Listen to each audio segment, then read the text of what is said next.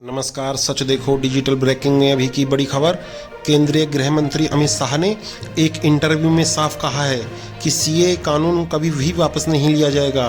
उन्होंने कहा कि देश में भारतीय नागरिकता सुनिश्चित करना हमारा संप्रभु अधिकार है और हम इस पर कभी भी समझौता नहीं करेंगे।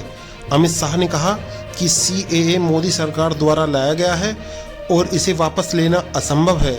उन्होंने विपक्षी नेताओं पर तुष्टीकरण की राजनीति करने का आरोप लगाया। सीएए नोटिफिकेशन पर पश्चिम बंगाल की सीएम ममता बनर्जी के बयान पर केंद्रीय गृह मंत्री अमित शाह ने तीखा हमला बोला है। उन्होंने कहा है कि वह दिन दूर नहीं जब बंगाल में भी भाजपा की सरकार होगी और तब हम घुसपैठ रोकेंगे।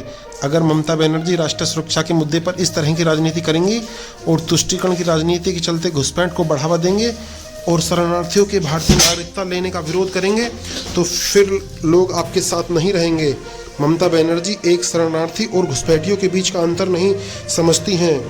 गृह मंत्री ने कहा है कि नागरिकता संशोधन कानून का कोई भी प्रावधान संविधान का उल्लंघन नहीं करता है। संविधान का अनुच्छेद 11 संसद को नागरिकता से संबंधित नियम बनाने की सारी ताकत देता है। मुझे लगता है कि चुनाव के बाद सभी इस मामले में सहयोग करेंगे और वे सिर्फ अभी अफवाह फैला रहे हैं और तुष्टीकरण की राजनीति कर रहे हैं।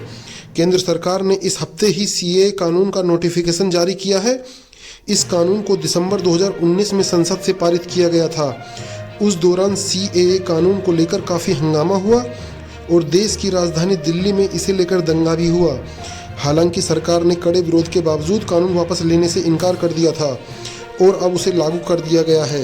विपक्ष सीएए लागू करने के समय पर सवाल उठा रहा है और आरोप लगा रहा है कि भाजपा सरकार ने चुनाव में फ़ायदा लेने के लिए आम चुनाव के ऐलान से कुछ दिन पहले ही सीएए लागू करने का फैसला किया है। विपक्ष के आरोप पर अमित शाह ने कहा कि सभी विपक्षी पार्टियां असदुद्दीन ओवैसी, राहुल गांधी, अरविंद केजरीवाल, ममता बनर्जी आदि इस पर राजनीति कर रहे हैं। इसकी टाइमिंग पर कोई सवाल नहीं है। भाजपा ने 2019 के अपने घोषणा पत्र में ही इसका ऐलान किया था और अफगानिस्तान, पाकिस्तान और बांग्लादेश से आने वाले शरणार्थियों को नागरिकता देने की बात कही थी। देश के लोग जानते हैं कि सीएए इस देश का कानून है और मैंने भी 41 बार कहा है कि चुनाव से पहले देश में सीएए लागू होगा। नागरिकता संशोधन कानून यानी सीएए अफगानिस्तान, बांग्लादेश और पाकिस्तान से धार्मिक आधार पर प्रताड़ित होकर भारत आए लोगों को नागरिकता देता है। इस कानून के तहत हिंदू, सिख, बौद्ध, जैन, ईसाई और पारसी समुदाय के लोगों को नागरिकता देने का प्रावधान किया गया है। मुस्लिम वर्ग को इससे बाहर रखा गया है। इसी वजह से इस कानून का विरोध हो रहा है। जी हाँ, डिजिटल ब्रेकिंग में अभी की बड़ी खबर। सीएए कभी वापस नहीं होगा। एक इंटरव्यू में बोले अमित शाह, बोले हम इस पर कोई समझौता नहीं करेंगे।